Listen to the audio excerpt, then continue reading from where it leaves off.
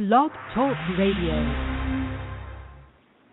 Today's episode of Video Marketing Madness is made possible by Vid Summit 2014. Come and join all of the top internet marketers when it comes to the world of video and YouTube by heading out to LA from Boy, I'm messing this all up. Easy for you to say. October 9th through the 11th. Learn more by heading over to vidsummit.com/Ray. And it's going to be at LAX, so it'll be easy to get in and out of there. Absolutely. Well, the hotel's at LAX. Yes. LAX is at LAX too, so that's yeah, good. Yeah. Unless they move it. That's an airport. Who's on the show? Oh, well, today's guest is the one, the only Mike Stewart of the, I don't know if, Steve, I don't even know if you know this or not, but Mike is known as kind of the make videos with your iPod and your iPad and your iPhone. But Mike is also one of the guys behind Pac-Man Fever. Oh, wow. Really, Mike? Yeah. Oh, yeah, well, it is. Well, we're going to have to talk some more about that, He's okay? Ray the video guy, yeah, Ray the video guy. His skill is where it's at, even if he's a little fat. He's filled with video expertise and has so much knowledge that you need. His YouTube ninja tricks can make your marketing so sick. He's Ray the video guy, yeah, Ray the video guy. It's the online marketing radio show, Video Marketing Madness with Ray the Video Guy. You can like our Facebook page at facebook.com/Video Marketing Madness. Why? Well, you get plenty of daily useful tips, and I also post all the news of the week there, and that's coming up. We're live Wednesdays at 2 p.m. Eastern. You can join the conversation at 818-369-1423 if you got any questions for Mike. Ray's Tip of the Week will be coming up at the end of the show. And today it's Mike Stewart from tabletvideotraining.com. Mike teaches how to make incredible television with iPhone, internet connection, and a few apps. He also teaches how to integrate YouTube, Facebook, and WordPress. In fact, him and Ray are going to do a webinar on that on Friday. Yes, we will be doing a big webinar on Friday, so you definitely will not want to miss that. It's going to be Friday at 4 o'clock Eastern, and if you want to learn more, it is posted at the Facebook group, which is facebook.com/groups/internet. Sorry, man, I can't say anything correct today, can I? And you don't you don't drink. Maybe That's right, I do not. So maybe you should start. Maybe you should start. I don't know. Maybe I should. Facebook.com/groups/online video marketers. There we go. And you can actually join that so that you can be with us on Friday when we're going to talk about all sorts of cool things regarding video. So there you go. So check it out at the Facebook group, and we'll continue to keep bugging you on there to make sure that you sign up, because we need everybody we can. Yeah, and the group is Ray's mastermind group as opposed to the fan page for the radio show. But the group is a great way to get your questions answered, find out what Ray's doing, and also get some legitimate views and comments for your videos, as long as you reciprocate. We don't even have to really monitor that. We find that the folks that watch other people's videos get their videos watched. We don't even have to do anything. So, yes, Pac-Man Fever, huh, Mike? Yeah, that's a little bit of my history. We can get into that. It doesn't have a lot to do with video, but it goes back to my passion today still of doing music and being involved with the music industry here in Atlanta and Nashville and so forth. I actually got a good YouTube story about my connections in Nashville, so we can get into that. We'll get. Yeah, we get off topic a lot, so it's okay. We talk some sports and stuff. Mostly, we try to stay with online video or online marketing. But anyhow, why don't we just get news of the week?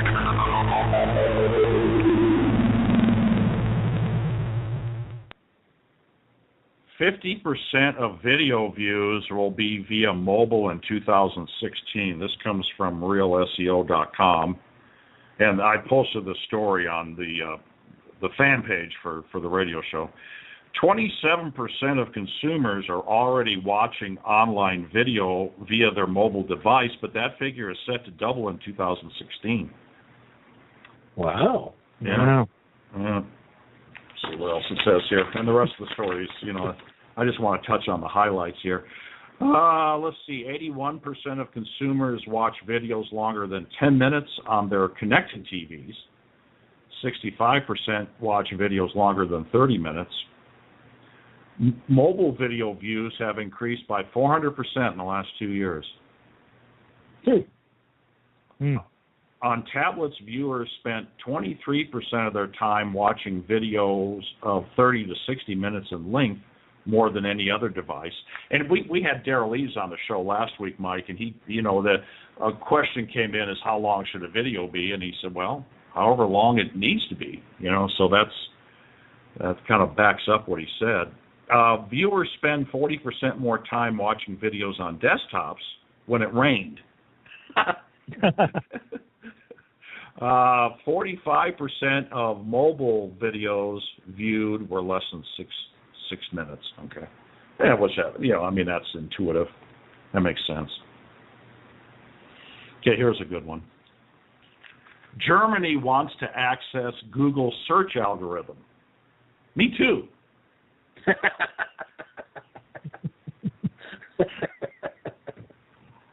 Yes, indeed. German Justice Minister Heiko Maas asked, I'm sure I'm pronouncing that incorrectly, asked Google to give up its search algorithm so he can get a better hold on the whole competition and monopoly question. Yeah, that's the ticket. This comes from the Financial Times newspaper. And they asked him if Google should be feared, and he said that it needs observing, particularly because of its size, reach, and presence. He said that Google is so dominant that anything that does not feature in Google's top search results might as well not exist, adding this is not right and fair, because they got a 95% share. And actually, now where does this come from? This comes from Search Engine Watch. Search Engine Watch asked Google, hold on, I told you I don't have anything running in the background. I had Outlook open. Okay. So I wasn't following my own advice. Okay, this question has been scrutinized for a total of 8 years. This is what Google says. And, we've been telling everybody our algorithms don't target competitors. Making our algorithms available for everyone to see sounds simple, but it would let spammers, sites with malware, and low-quality websites game our system, which hurts our users. And they're mostly concerned, of course, with the end user. I'm looking for a restaurant in Omaha. Right. Okay, now the best part of this was a comment that came. This was, a blog entry, and so this was a comment on the blog from Scott Davis. Where do I get in line for that info? Good luck, Minister Maas.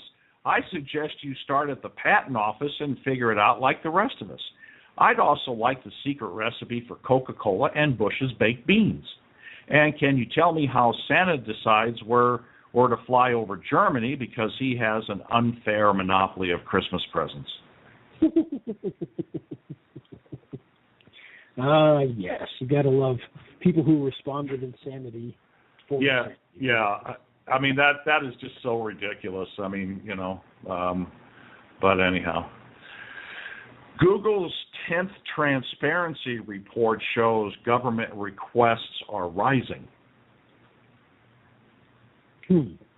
I guess this doesn't surprise me. Google has released its 10th transparency report and revealed that government demands for data are continuing to rise. Google's latest transparency report covers demands from governments in the first 6 months of this year, and the firm said that it includes demands made by the national intelligence agencies here in the United States. Demands have increased 15% during a 6-month period. mostly from the U.S. Governments have a legitimate and important role in fighting crime and investigating national security threats. To maintain public confidence in both government and technology, we need legislative reform that ensures surveillance powers are transparent, reasonably scoped by law, and subject to independent oversight. Let's see. That comes from the Google legal director, by the way. Ah, yes, a fun guy. Fun guy. Richard, what's his last name? Salgado? Hey, Mike, be quiet, will you? Hey, I'm just letting you do your thing. You want interruption? I know interruption. Well, Daryl Leeds did it last week. Gosh, it took me 50 minutes to get the news done. Hey, that's all right. We like to stretch things out here. You know what? It was fine. No, it was fine. I think I'm funny. Nobody else does. This comes from Search Engine Watch. Apple Watch opens new doors in local search. This is kind of interesting. The advent of Apple Watch means consumers will soon have a new wearable gadget at their disposal, and it's one that could have a profound impact on local search as well as geo-targeting and offers like mobile coupons. That's in part because Apple Watch will likely increase the number and frequency of hyper-local searches, making it even more important for businesses to ensure they can be found by consumers on the go. I sort of a la Foursquare, when you drive by, you get an offer or something like that on your smartphone. And there's a lot of electro defragmentizer talk, but it basically, which I don't understand, but what's going to happen is once they kind of know what you're interested in stuff, it's going to tap your wrist when you drive by a restaurant that you like. Yep. They got some specials there, so that's kind of cool. I think this is the watch is gonna be a huge thing, and I know some people scoff at it, but I'll tell you right now, you want to know how I know it's going to be an absolutely huge monster hit? Well, how's that? My wife wants one. Oh, okay. So she's a good litmus on that, huh? She is. She's usually the one who would roll her eyes at stuff like that and go, more gadgets, or more geeky gadgets, or, whatever. She laughs at the people who want to buy the next phone because it just came out and things like that. And day one, she's like, I want one of those. Oh, so if she wants one, then I'm assuming this is going to be a monster hit. Yeah, well, fabulous. Okay, well, cool. Well, that's neat. Just have to wait till March, May, whenever they're going to release that, to see what happens. Yeah. I take pride in being a Luddite unless I can't. So I don't have a smartphone. The only way I'd really want one is if I traveled a lot. I was a slave to it for so many years that I just, heck with it, And I'm in front of a computer all day anyhow, so. And I'm anal retentive, so if I get I'm always checking my smartphone for emails and Facebook and everything else. I need to get away from it. Anyhow, enough about me. Let's talk about me. Nearly a year later, are we finally going to get a Penguin update refresh? And this is from Search Engine Land. And what they're saying is it's coming. Penguin 3.0 is expected to be a major update, making the algorithm more capable of running more frequently, so those impacted wouldn't have to wait too long before seeing a refresh, something like how Panda is now running, which is monthly. I wonder if, one of the things that Daryl was talking about last week was if you're, and this was all as it relates to ranking videos, but if, his comment was, if you're using GSA, stop now. I wonder, yeah. That's what kind of, that's why it caught my eye, which, by the way, I took his advice. And the thing is, and I agree with them, and especially anything long term, because the problem is, it works right now, and quite honestly, if you're doing a promotion that, is only a week long, and then you don't care what happens to the video, maybe you should go for it for a little while. But anything that's going to have, value, that's going to last more than beyond this next week or this next month, I certainly wouldn't want to do that, because you're just going to end up hurting yourself at some point. Yeah. And quite frankly, I find it to be so much easier. And this is, what Daryl said during the show last week and during the webinar, and he's totally right, is, and I've seen this for myself, is just use the money you would have used to scan the system and just pay them to promote the video, because it's like trading $1 for $5. Yeah. You're going to get it back. And, the other way, yeah, you might get it back, but what if you spend, $25 to $50 ranking a video and you don't get it back? Well, in this way, you can test it out and spend $5, see if you get it back before you spend the $25. Mm-hmm. If it does get your money back, then you spend more. And it makes a lot more sense. It keeps everybody happy. It keeps Google from kicking your butt. Why not just do it that way? I don't understand why people want to keep gaming the system when it's getting tougher and tougher and the penalties are getting higher and higher. So it just doesn't seem to make a lot of sense to me.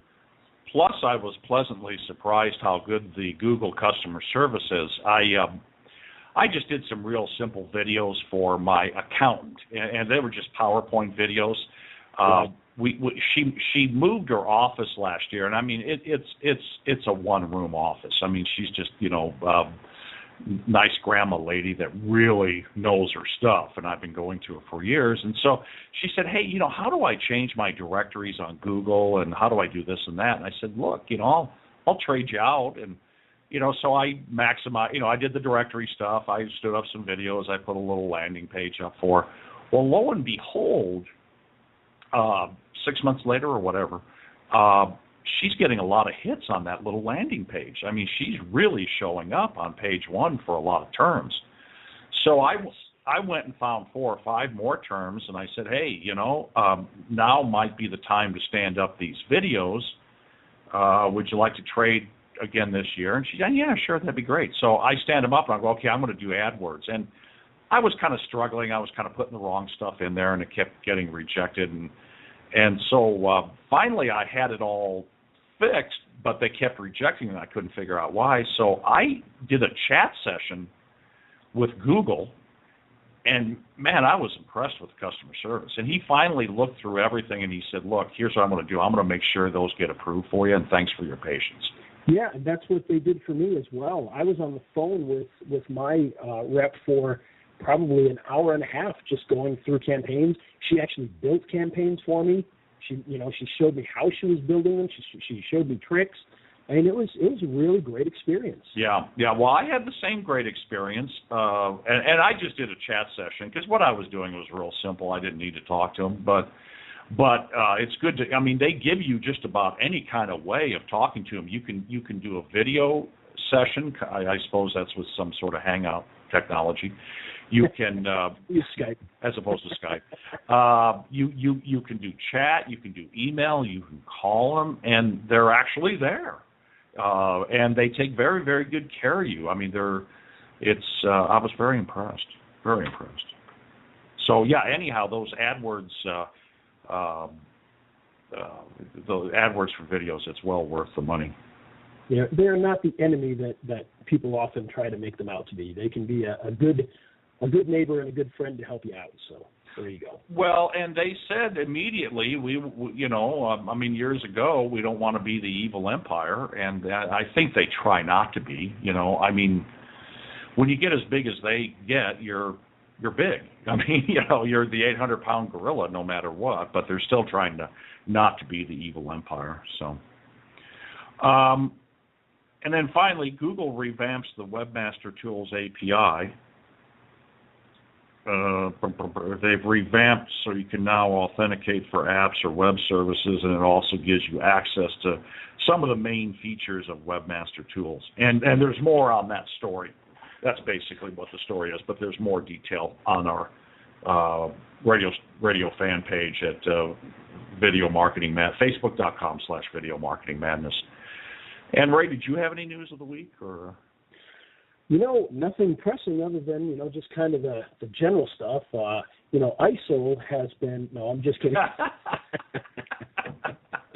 Yeah, that's good. And now for something completely different. Yes, now for something completely different. Let's do the Donkey Kong here and invite Mike Stewart into the conversation because we are really excited to have Mike on. He is a musician, a recovering musician who also does video and internet marketing. He's well known for creating video using iPads and iPhones, which, of course, I love because I've been training that with people for quite a while myself. And also, he does a lot with music for videos. So we're going to talk to him about a lot of this stuff to really get a good handle on what Mike does and how he can help everybody out. But before we get into all that, Mike, first of all, welcome to the show. Thanks, guys. Appreciate it. Enjoying it. Now to talk a little bit about your past, yes, we've joked here about doing the Donkey Kong and Pac-Man Fever. You are one of the musicians behind some iconic tunes from a couple decades back. And what I didn't realize is that you guys are still doing stuff. You did some Wreck-It Ralph stuff. Is that correct? Yeah, I mean, one of my dear friends for the last 30 years, you got to remember, well, I'm not a spring chicken.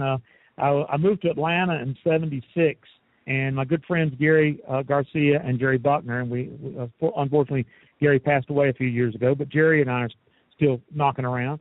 And but we were kids, and we got involved with the Atlanta Rhythm Section folks, Buddy Bowie and Arnie Geller, and we were doing jingles, radio jingles at the time. Gary and Jerry and I used to do local radio ads, and of course we did that to make money in the studio. And then Gary and Jerry wrote the song, and I played keyboards on the album, and we took it to the Rhythm Section guys. And you know, back in those days, it just seemed like, oh, this is a real easy business. Write a song and take it to the right people, and then a couple of months later, it was a hit, and it sold. We got a gold record for it, sold 2 million albums, and we never toured. We were going to, but we never did. Wow.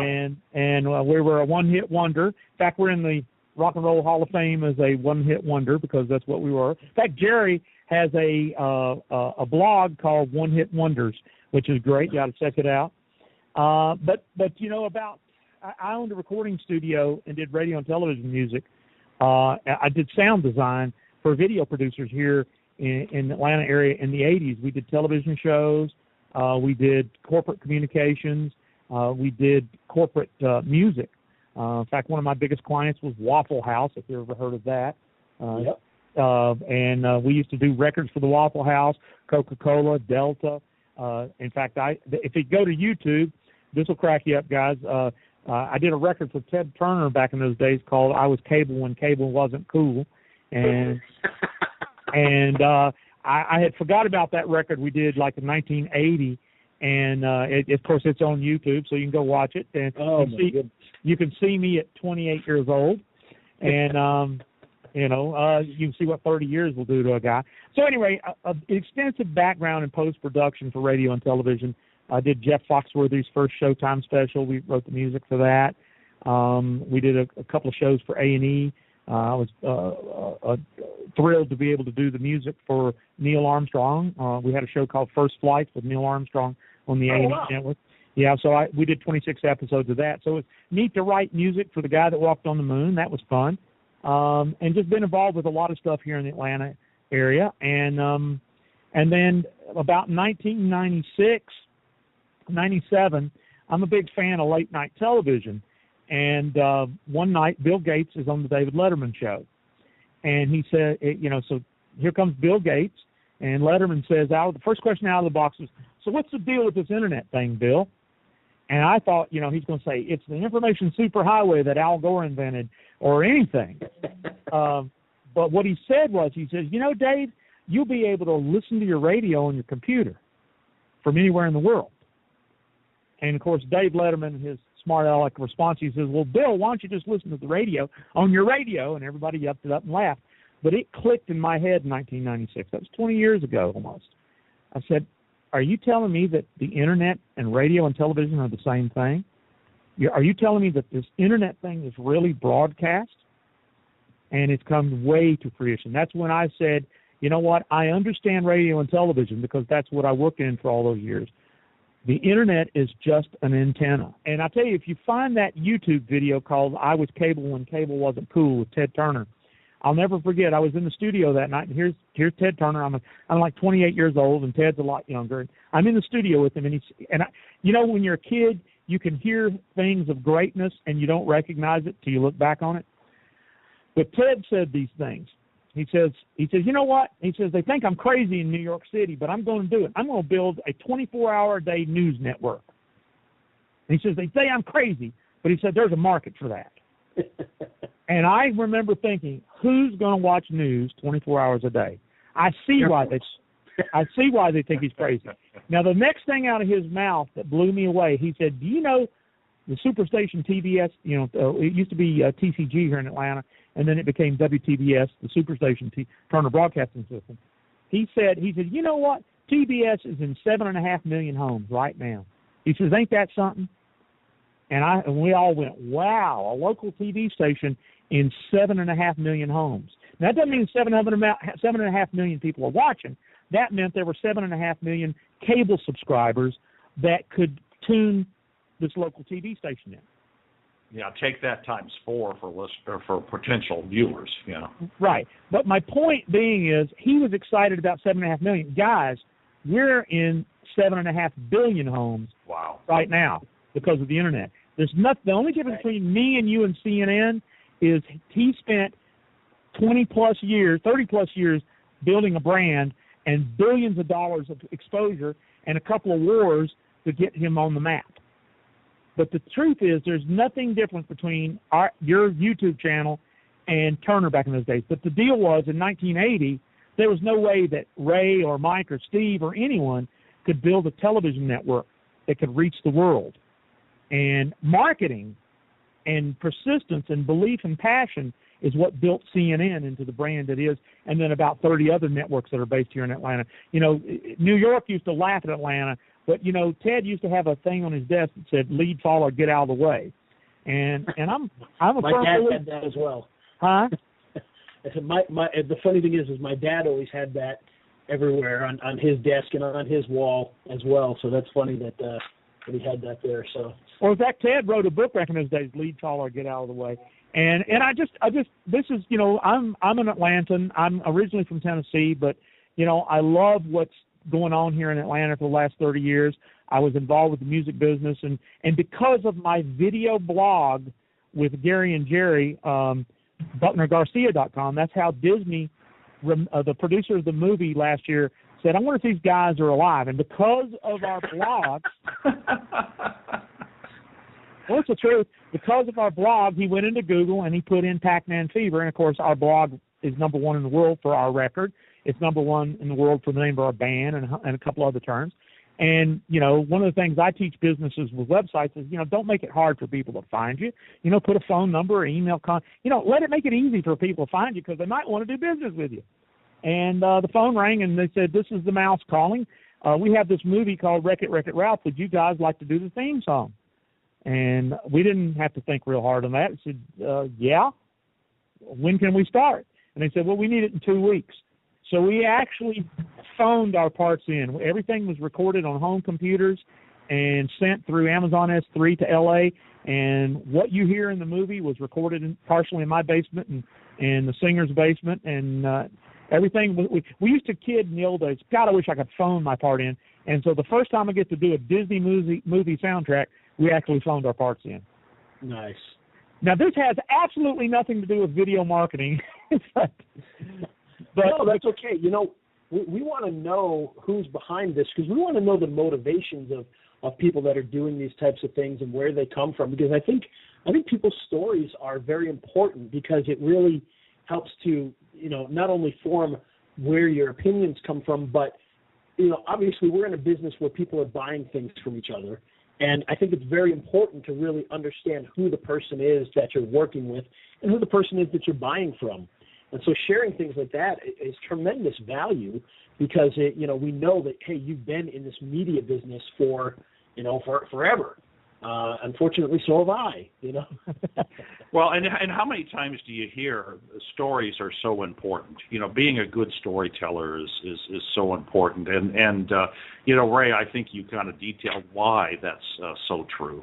So. Oh yeah, and the other thing too is, hello. What happened? What did you fall down, go boom? You know, the other big thing about this is that, you know, you were successful in an industry that people are fascinated by, which is the music industry.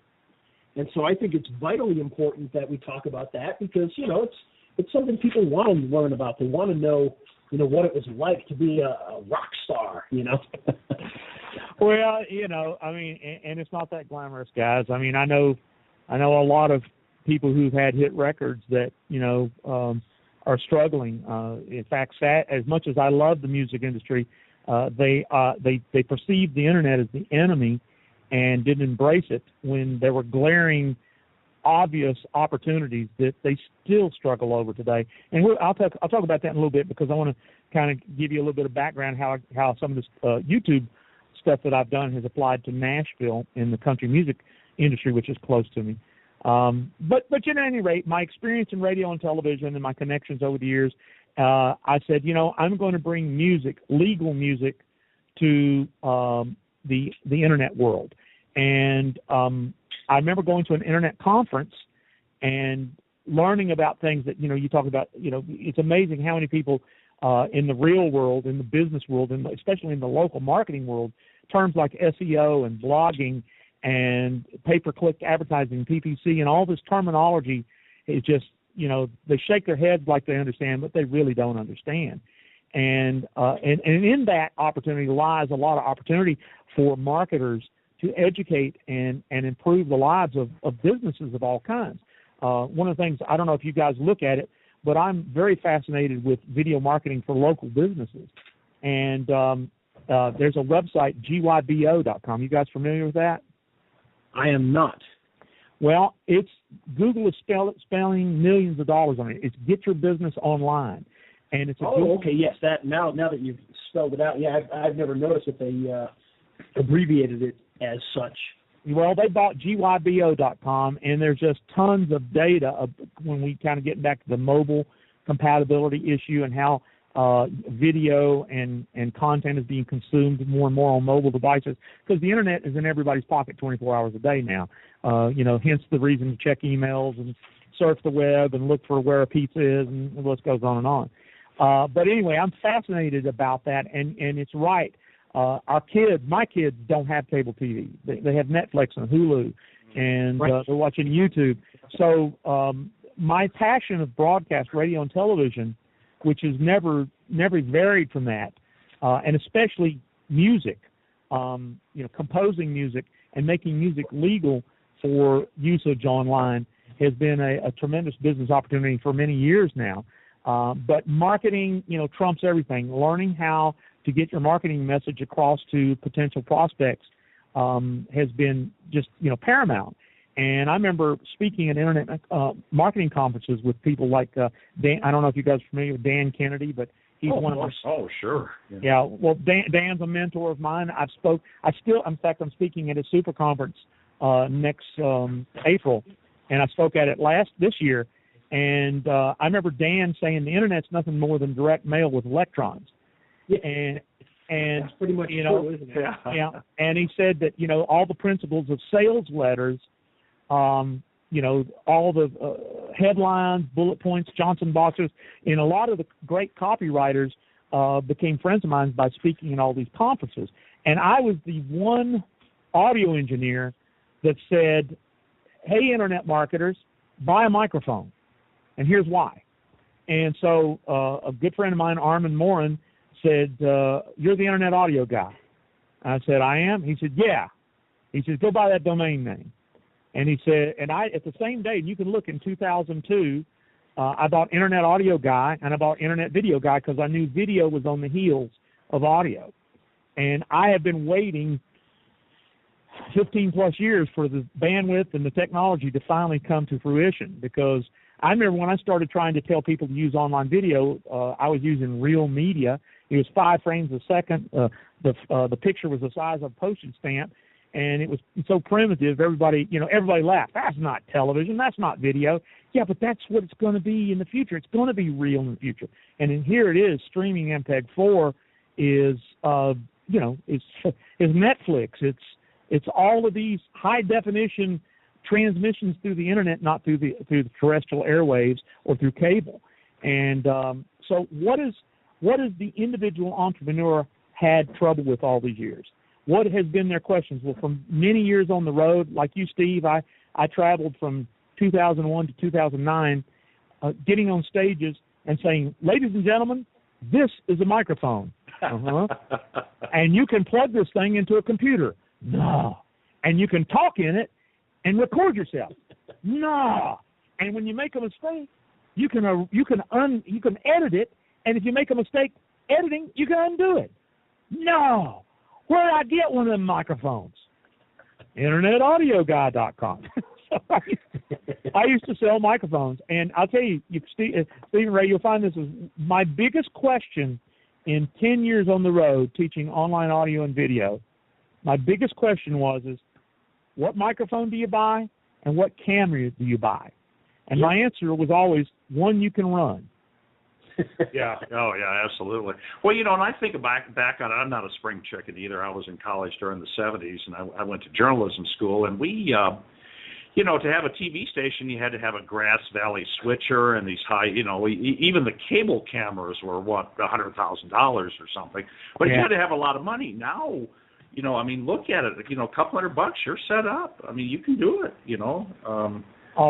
It's a wonderful time for being, here's the thing is the ability to create the content and the ability to broadcast to the world is in the hands of everyone. Mm-hmm. Here's where the rubber meets the road, and here's where people struggle. They got to have confidence that they can create content that people see value in. Mm-hmm. And there are a lot of great content creators out there that struggle with the equipment and struggle with the technologies. And what I kept trying to do, and I had another mentor said, you got to dumb it down. You got to dumb it down. You got to make it simpler. It's too hard. It's too hard. And one of the reasons I embraced the iPad and iPhone is because iMovie is so powerful and so stupid, simple, easy that I've had more success. I get a question on webinars. Well, can you do this on a computer? Yeah. You've always been able to do it on a computer.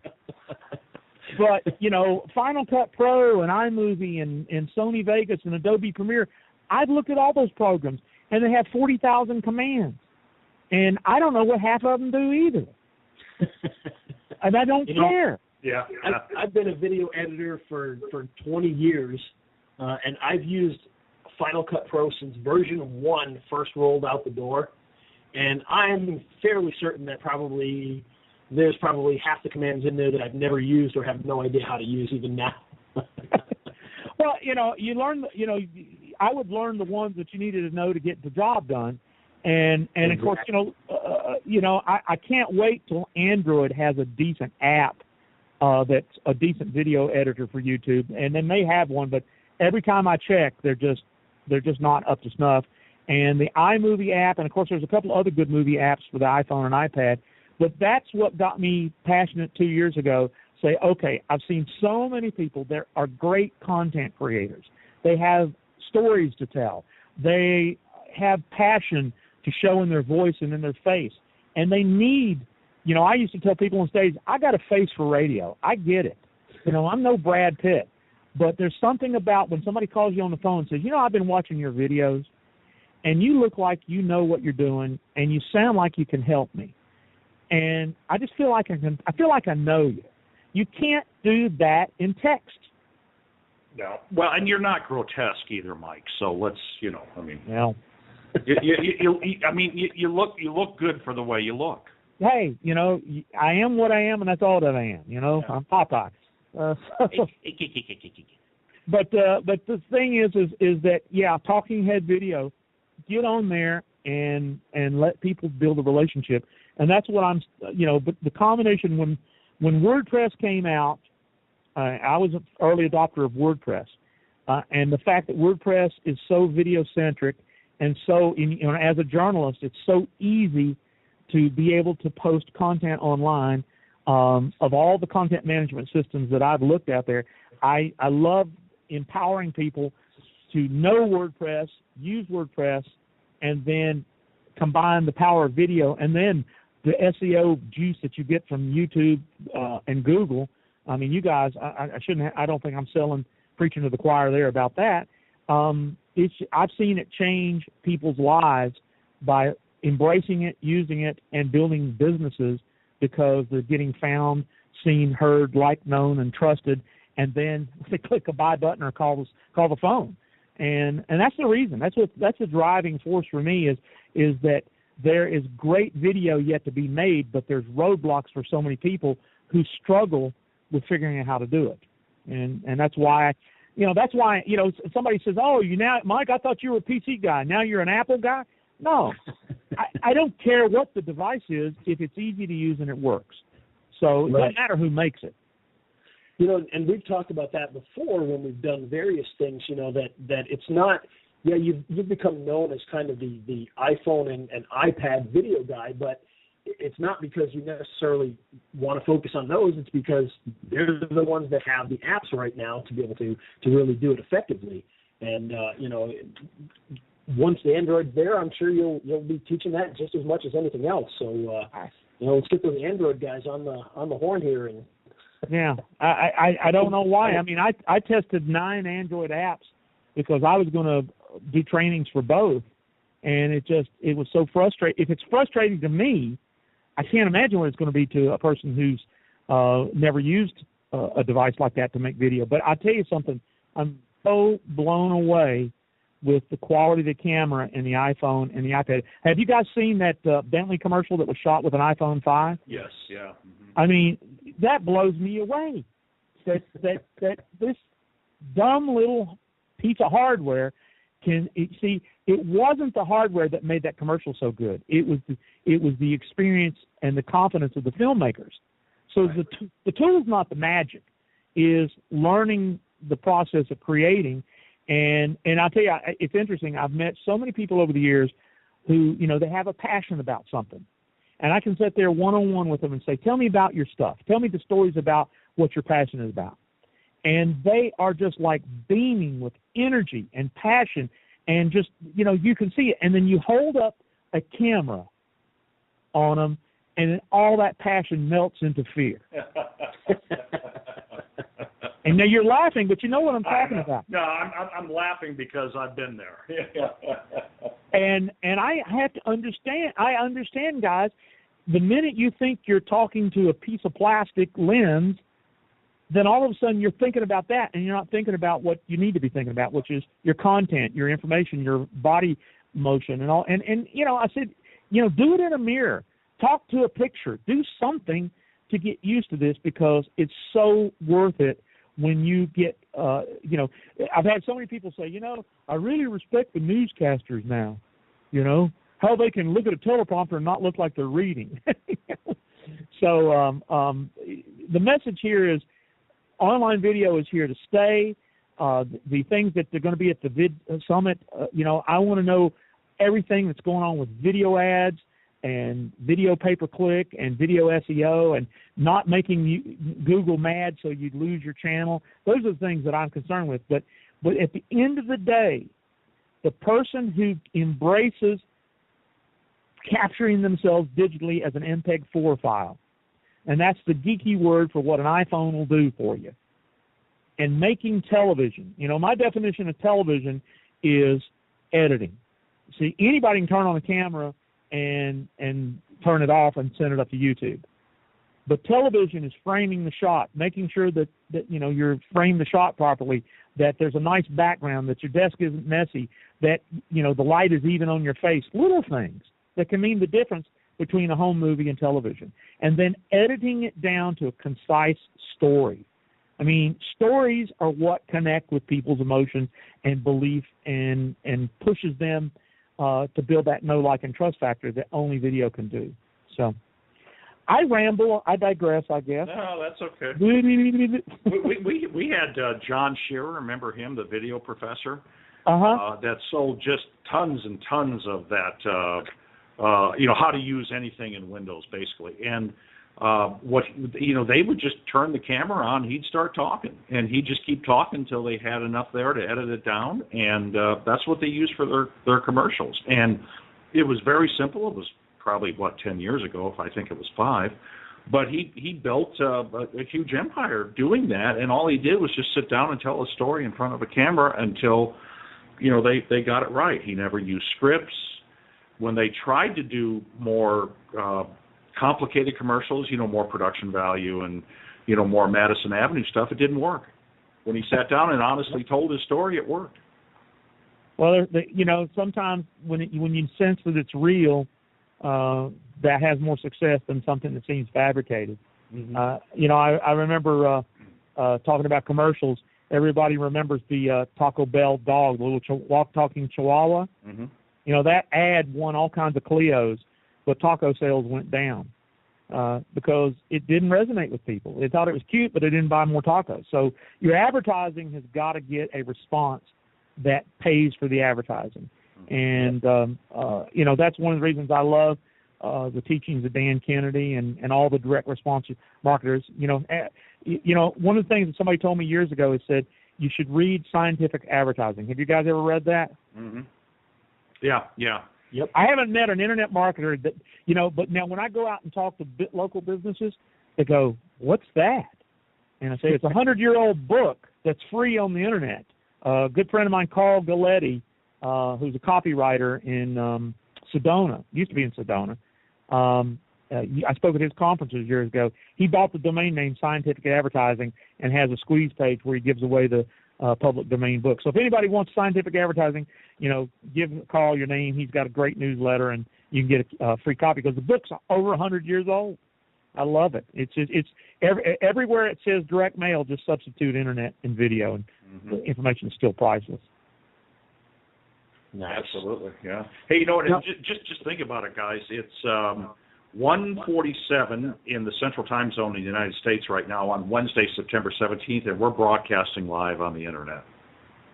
I mean, that just kind of blows me away. I mean, a lot of people think, well, duh, but and then once this is done, it'll automatically be a podcast on Blog Talk Radio. There's an RSS feed to iTunes. We'll upload it to YouTube. It's just, I don't know, it's just amazing to me. Well, and not only that, but each of us are in a totally different part of the country doing this. So it's absolutely tremendous the way things have gone over those few years. Yeah, I mean, Mike's in Georgia, I'm in Omaha, you're in Utah. I mean, we've interviewed guys from Thailand live on the air, and it just, couple of guys working out of their house, The opportunities are just, this is the most exciting time, and I still believe it's in its infancy. I have a colleague named Jerry Oginski. I don't know if you guys have ever heard of him, but he is a malpractice attorney in Manhattan, and he teaches lawyers YouTube video. He has over 1,400 videos in his YouTube channel. He told me he gets about 2 million clicks a year from YouTube because of the way he does his YouTube channel. And he was at a conference that the Ranker of Gunthy Ranker, is it Gary Ranker? I think so. Yeah. Anyway, he was at a conference, and he posted on his Facebook yesterday or the day before that he just heard the guy speak about infomercials and, all the stuff that he's been, involved with. And I found this interesting. Somebody from the audience asked me, he says, if you had to start all over again today, what would you start working on? And you know what his answer was? YouTube. YouTube. YouTube. Okay. So I thought the king of infomercials, Gunthy Riker, would say YouTube is the future of marketing. So I think another two cents. Absolutely tremendous. And I want to go back because there was something you brought up earlier that's kind of a pet peeve of mine. All right. And I've written blog posts about this in the past and everything. And it deals with when you're talking about music, and this absolutely applies to video too because it's repeating the exact same process.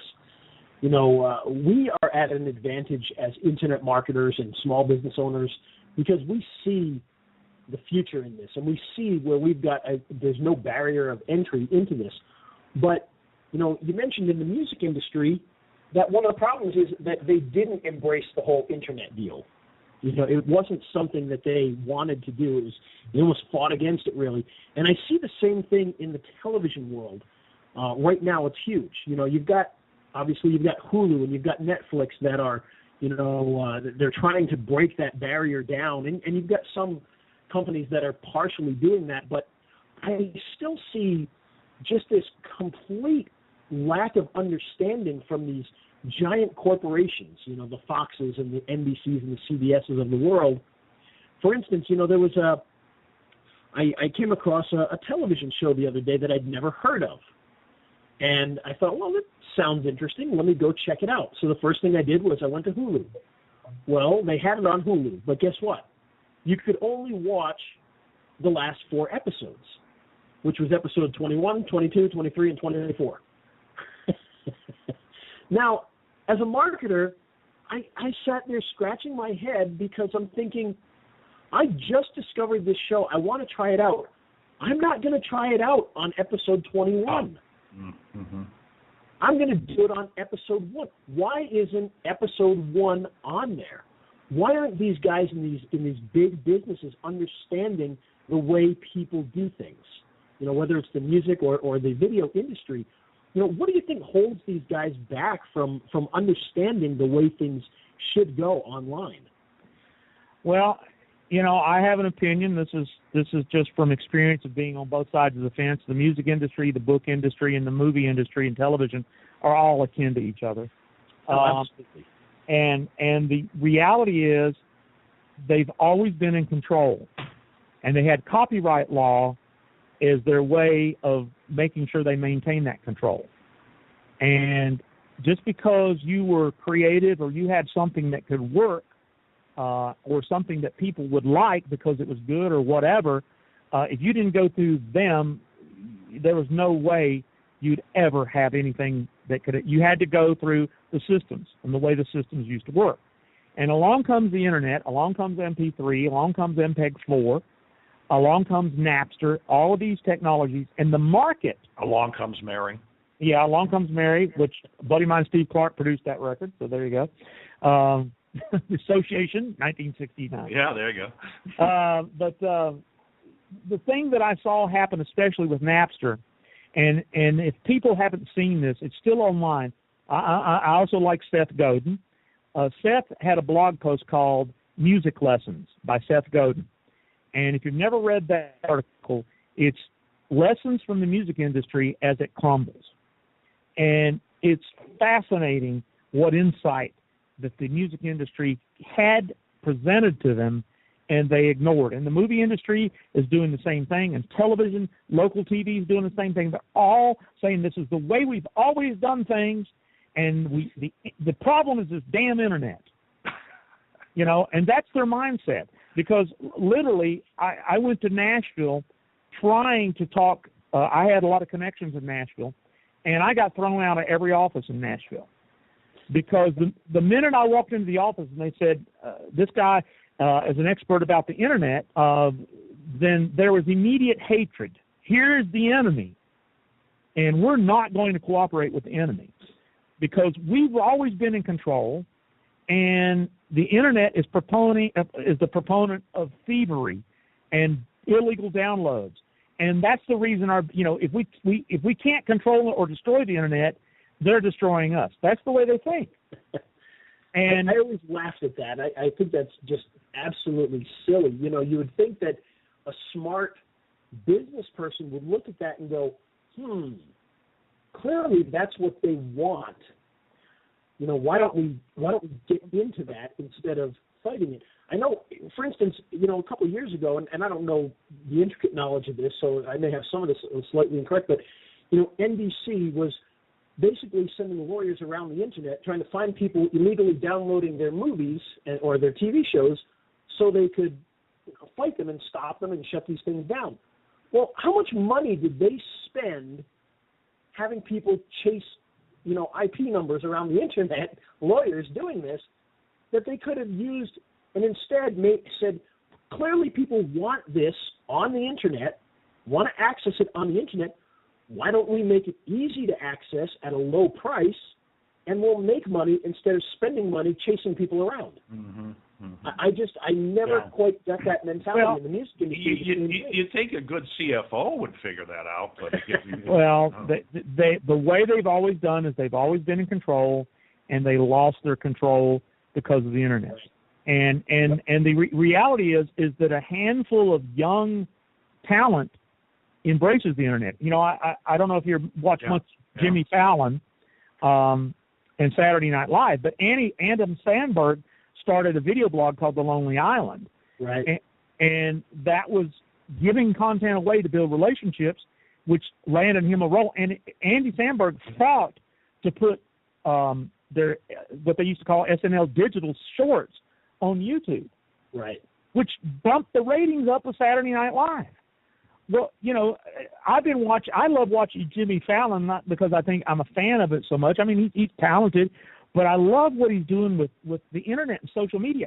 I mean, he's breaking copyright law every night, you know, but he gets it. So what it is the old guard is dying off and retiring, and the younger people are beginning to understand. And what was so interesting is I just watched a movie recently. If you haven't seen it, it's on Netflix, by the way, called Downloaded. And it's the Napster story. And how I've heard of that one, I haven't seen it yet.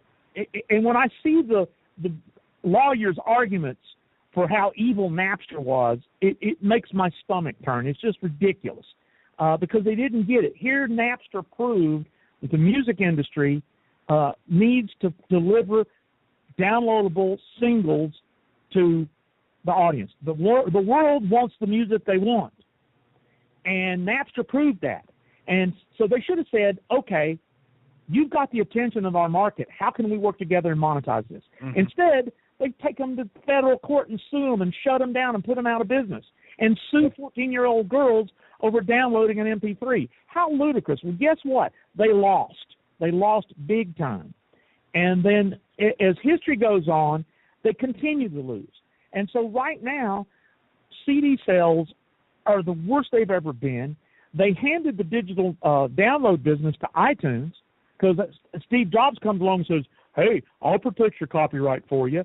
Well, that was a joke. Any kid knows that if he buys an album, he can share it with every iPod in the school. They've been able to do that for 10 years. So, in fact, there's an article about how the iPod and the iPhone are the biggest proponent of piracy ever invented. So they handed the digital download world to iTunes. So the only music store left is iTunes. Right. And that's true.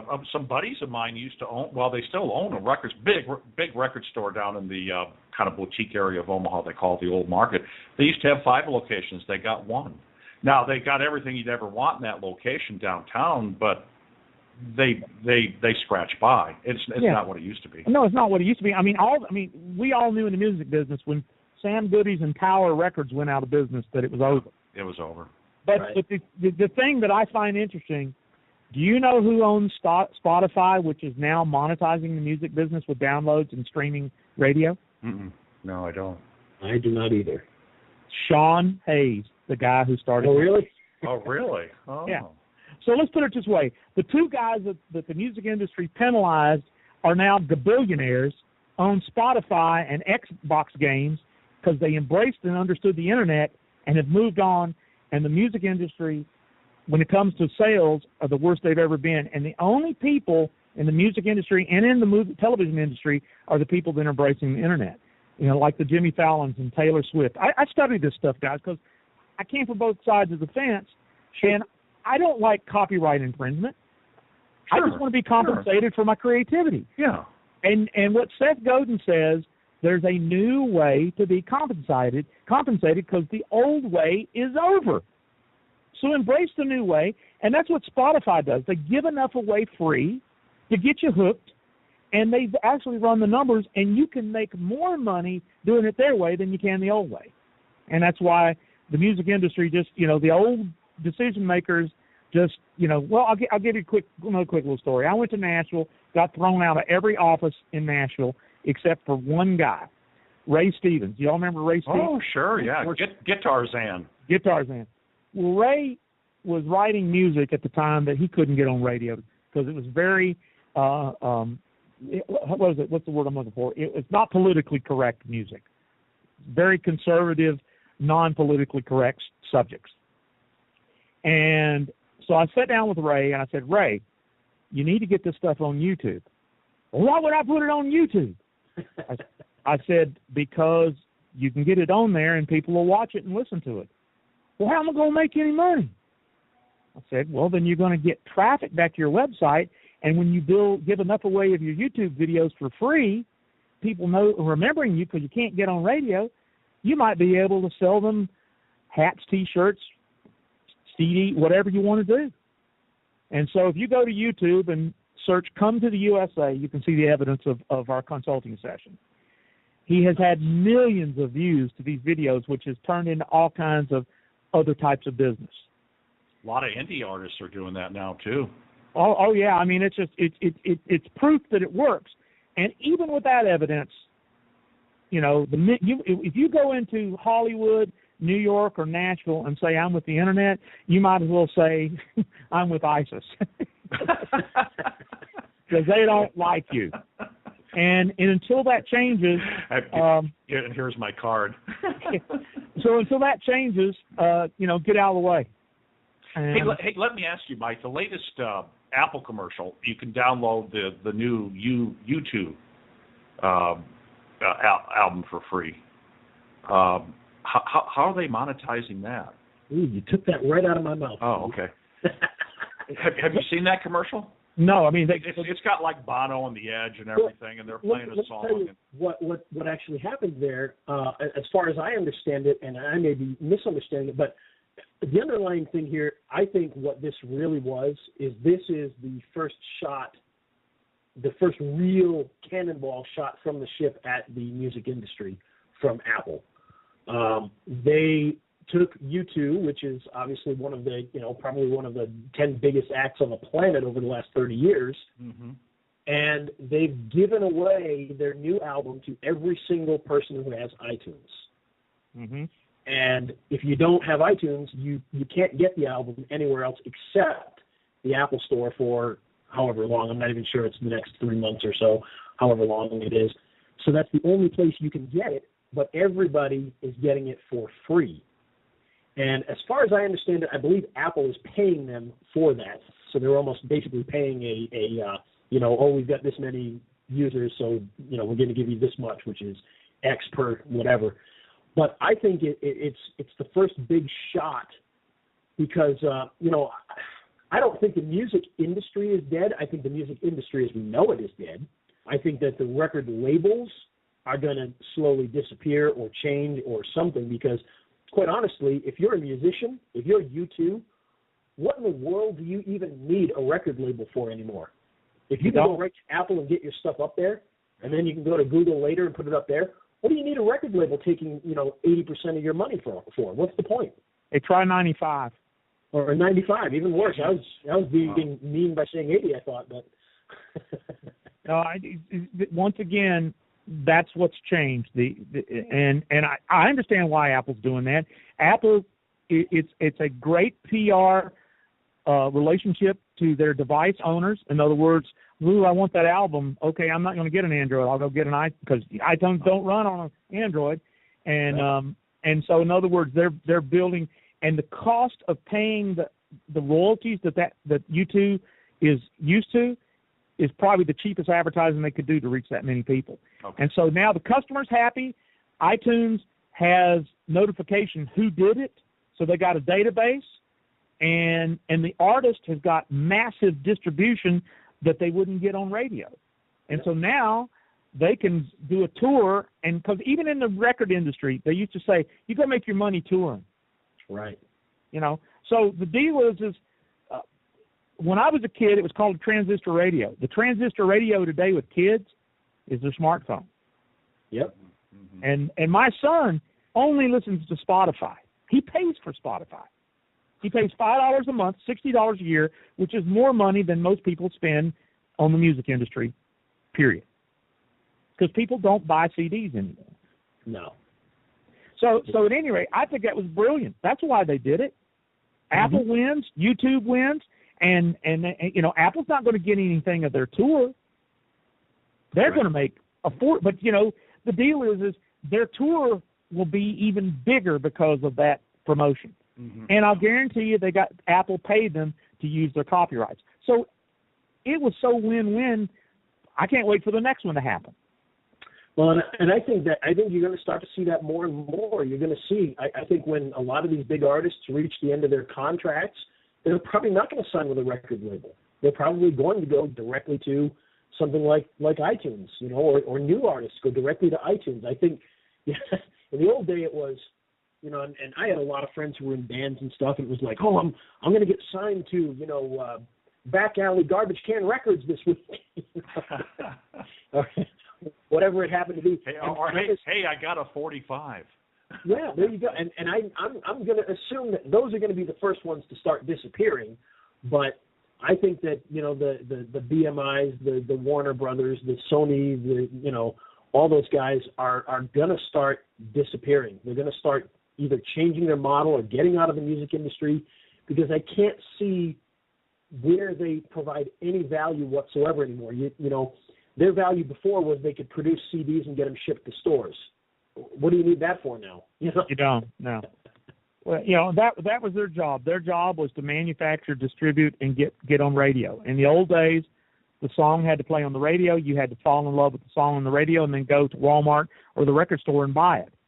And the revenue from record sales was really so minimal, because the only way you could make money as an artist was touring. And so it's always been like that. And that's what they loved. And that's over. And so now anybody can build an audience and sell their creativity through the internet. And the next industry is television. I think the movie industry still has the ability to distribute to theaters, because you're not going to replace the experience of going to a movie theater, buying popcorn, and all that kind of stuff. Big screen, surround sound. Big screen, surround sound. I mean, the movie is an experience, and so they're okay on that side of the blockbusters and things like that, and the Hollywood stars. But when it comes to music, radio, television, I mean, look at House of Cards. It's a major hit, and it only runs on Netflix. Yeah. And it's funny you mentioned that, because Netflix, I didn't get it at first I got Netflix and understand that, and quite honestly, I pay for it despite the fact they never seem to have much new on there other than some of those shows they produce. But, I kind of wondered, why are they making TV shows? I don't get it, because, they're throwing them out there for free, and you've already got people paying, $7.99 a month. Why make programming? You know what I mean? It seems like just money out of their pockets, but more and more people are subscribing because of those shows, and they're starting to win Emmy Awards and everything else, and it's just incredible, the stuff that they've been producing, because I didn't realize this until recently. I mean, those guys have like 65 million subscribers paying that $7 a month. That's more than HBO makes. Do the numbers. Yeah. All they got to do is they just got to negotiate good. And, one of the things I found interesting is all those movies are stored on Amazon S3. Same thing I've been doing for 6 years. Are they really? Yeah. S3 goes down, the world goes down. Wow. I didn't know that. Yeah. Well, at any rate, hey, did we cover anything that you guys wanted to cover today? No, absolutely. This is the exact type of stuff that I want to cover, because I think it's very important. And also, like we mentioned earlier, we've got a webinar on Friday, and I think this is a great precursor to that, to really get people to understand who you are and where you come from on that. Because on the webinar, we're going to get much more specific on, strategy type things versus storytelling. But I think this is of tremendous value for people to kind of understand, where you come from and your back experience. And one last thing I want to get into before we close out today, though, is recently there was a story, and there was a YouTuber, and I can't even remember the girl's name, but she did makeup. She's one of the top channels on all of YouTube, and she taught people how to use makeup. Yeah, I know who you're talking about. Yeah, she did a video, and she used a piece of music in the video where the artist who wrote the song and did the song, it was actually their song, said, yeah, absolutely, you can use my stuff to do that. Well, she did, and now the record label is suing her for like $100 million or something outrageous. Yeah.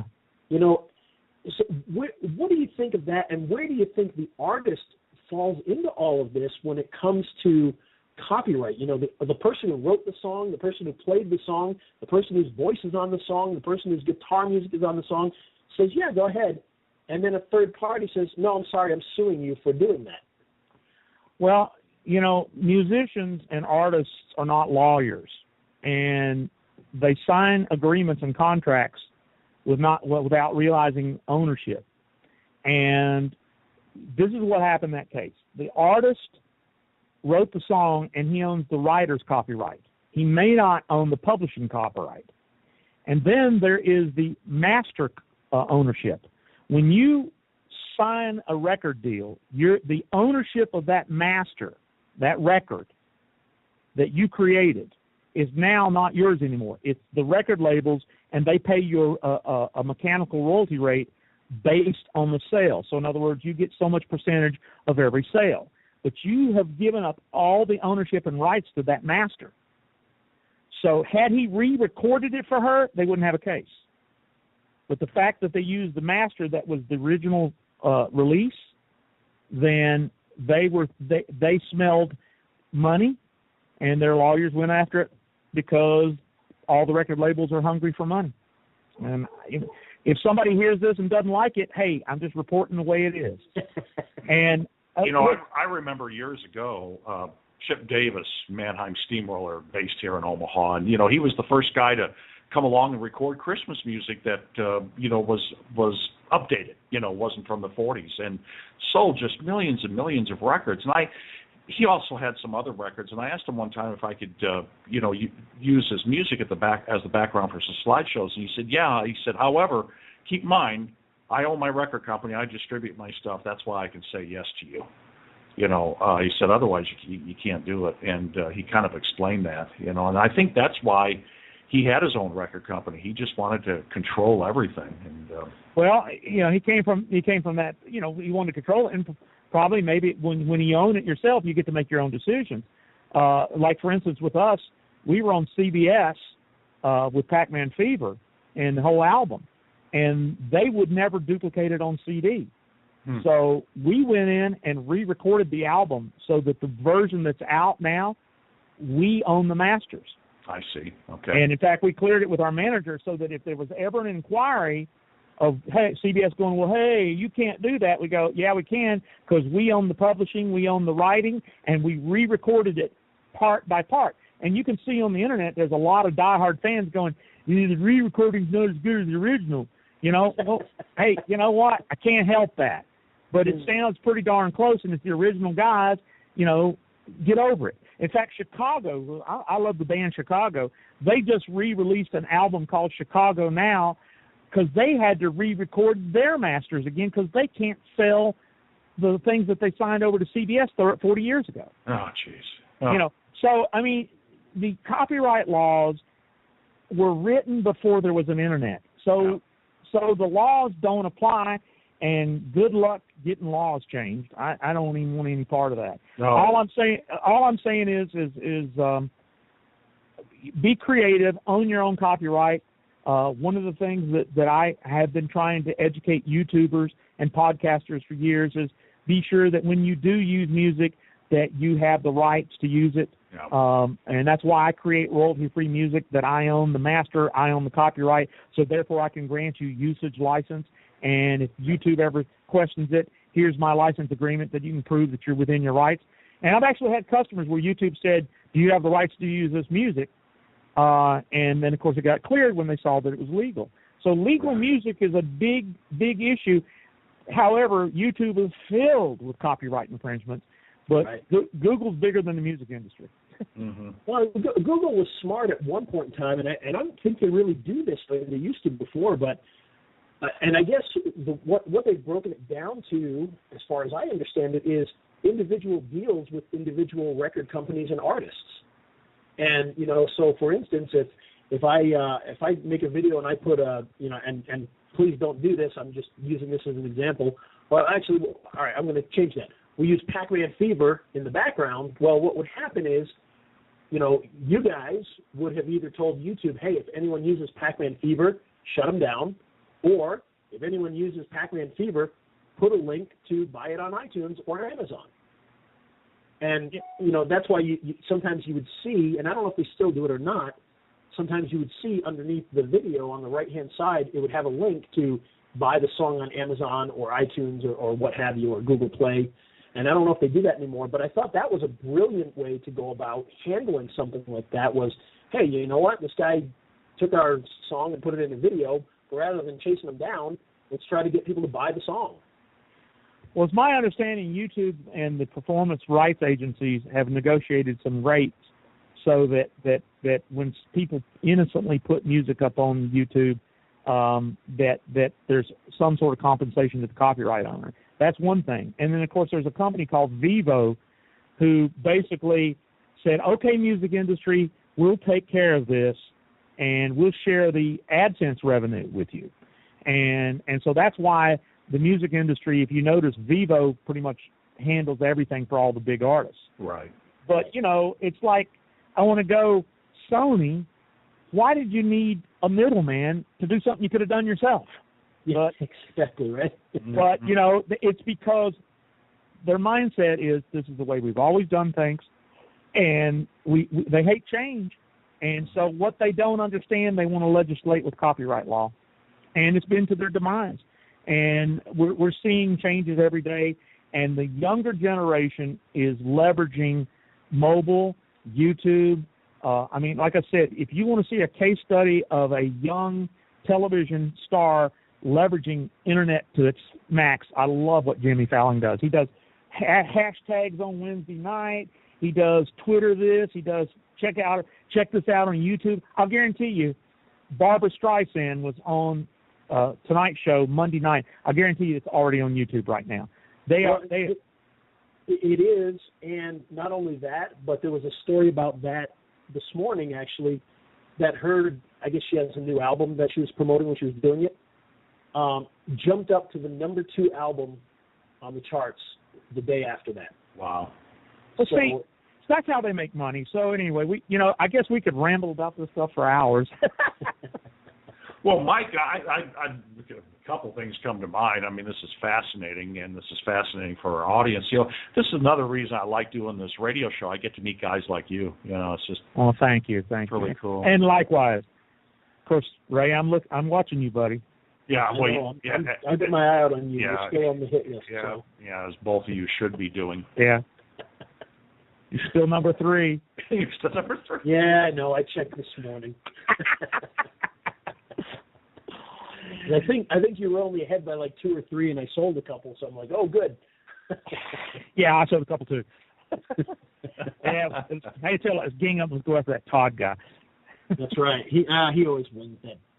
He takes more prize money from me than anybody, I'll tell you. So Mike, you too are an affiliate marketer. Yes, I have become. I, Mike Stewart, am addicted to adaptive pay instant commissions. So yes, affiliate marketing is part of the mix. But but my real passion it goes back to music, being involved. And in fact, I'm on a mission here in Georgia. A lot of really talented music people have left Nashville because there's nothing going on for them, and they're coming back to Atlanta. Oh. And of course, Atlanta is the hip hop center of the world. I mean, there's more hip hop recorded here in Atlanta than anywhere. So we got a healthy music industry, and I want to help independent young artists understand how to leverage the internet and build a database so that they can have a fan base the rest of their lives. So I that's one of my other things is to teach video marketing to young talent so that they can do their passion. And that's what I got to do, guys. I get to write music and get paid for it. I get to play with my iPhone and get paid for it. I get to get on a microphone here with my friends and just talk about what I love and I still make money, and I'm able to enjoy my life. And I want that for everybody else as well. Cool. Nice. That's what I like to hear. And, of course, like we've mentioned a couple times, you and I will be doing a webinar this Friday. And if you want, could you give a little preview of what we're going to see on that when we get together on Friday? Well, absolutely. I have been preaching the power of WordPress blogging combined with video, not for just a couple of years, but since WordPress came out in 2005. And so basically what we're going to do is we're going to show how simple it is and the case studies and the reasons why when you combine WordPress, YouTube, and Facebook, the power of those three entities, then you can build a worldwide audience. And I've got case studies. In fact, I'm in the home of my dear friend Hal Coleman, who's one of my best case studies in the world. Hal just walked in the door here, but Hal is a consultant, a business marketer, and the power of WordPress and blogging is building him a worldwide consulting business that 5 years ago he didn't even think about doing. And it's all because if you go to Google and you put in pest control marketing, he's the number one pest control marketing consultant in the world because of video blogging and YouTube, the things that I'm passionate about. So that's what we're going to share in the webinar, is the proof that this is real for action takers. And I hear it over and over again. Well, I'm not computer literate. I'm a technophobe. And I go, well, believe me, Hal's sitting here, and I'll say this in front of him. When you look in the dictionary under technophobe, there's a picture of Hal Coleman.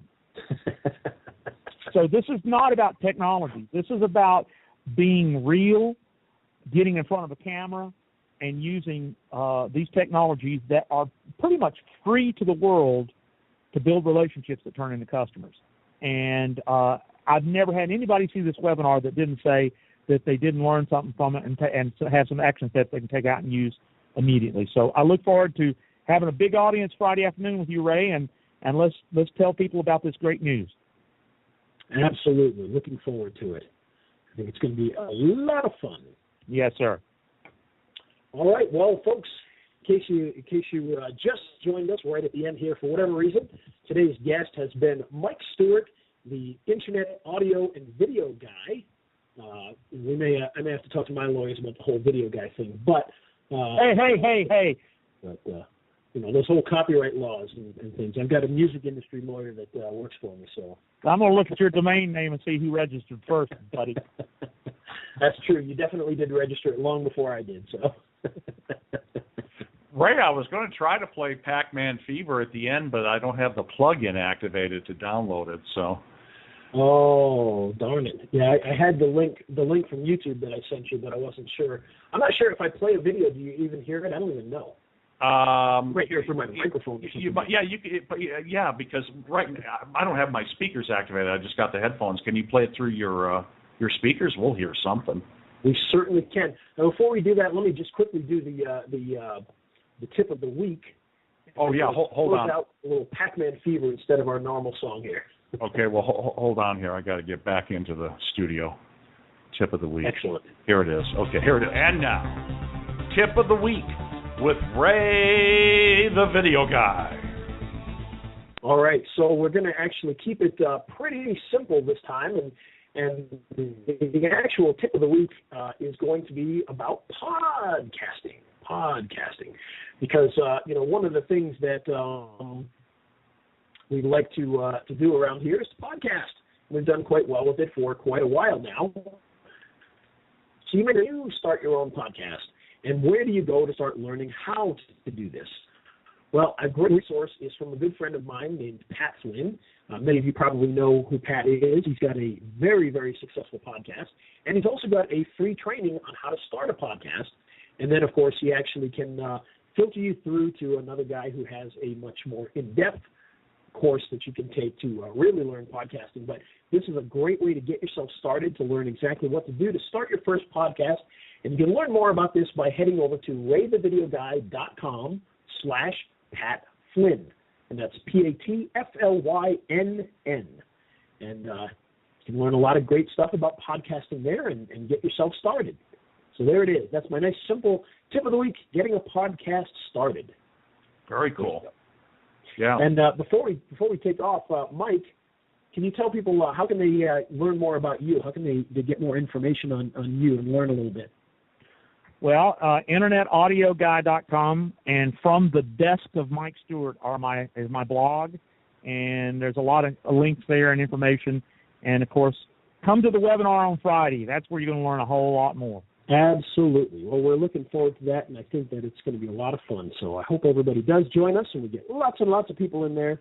But either way, we're going to have a lot of fun, and anybody who does show up is going to learn a lot. So pay attention to that. We love the webinars. Okay, try playing Pac-Man Fever. Let's see what it is. All right, here we go. We're going to try and play a little Pac-Man Fever here for everybody. Okay. Hopefully this isn't like the wrong one, and it's going to be like, filled with swear words or something. Yeah, right. Porn video.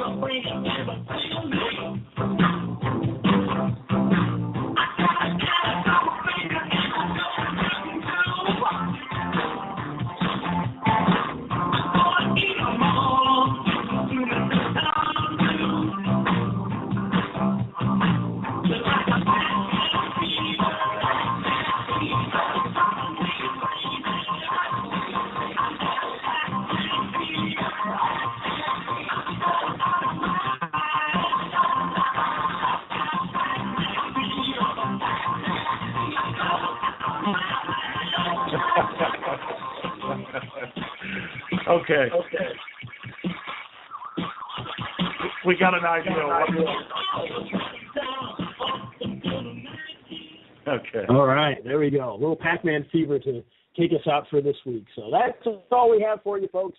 It's the online follow up with Pac-Man Fever, right? Yeah, there we go. No, I could hear it. It sounded okay. It sounded good. It sounded good enough. It's the online marketing radio show, Video Marketing Madness, with Ray the Video Guy, and our guest today has been Mike Stewart with tabletvideotraining.com. Hey, Ray, turn your speaker down a little bit. My speaker is down. Oh, that must be Mike. Mike teaches how to make incredible television with an iPhone, internet connection, and a few apps. He also teaches how to integrate YouTube, Facebook, and WordPress. They got a webinar coming up Friday. What time? 4 o'clock Eastern. Yeah, on all that stuff. So that's going to be good. And just go over to the Online Video Marketers Mastermind group on Facebook to sign up for the webinar. Today's show made possible by Vid Summit 2014. Come and see all the top video marketers and hear what they have to say, including our good buddy Daryl Eves and James Wedmore and Gideon Shalwitt, myself, Casey Zeman, and a few others. We're going to have a whole lot of video fun out in L.A., right by LAX.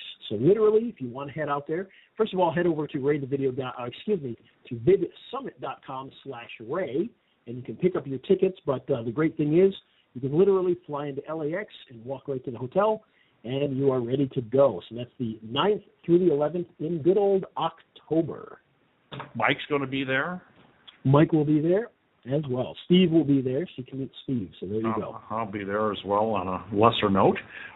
You can like our Facebook page at facebook.com/Video Marketing Madness. Get plenty of useful tips and news of the week. That's the fan page for the radio show. And then Ray's Mastermind group is facebook.com/groups/online video marketers.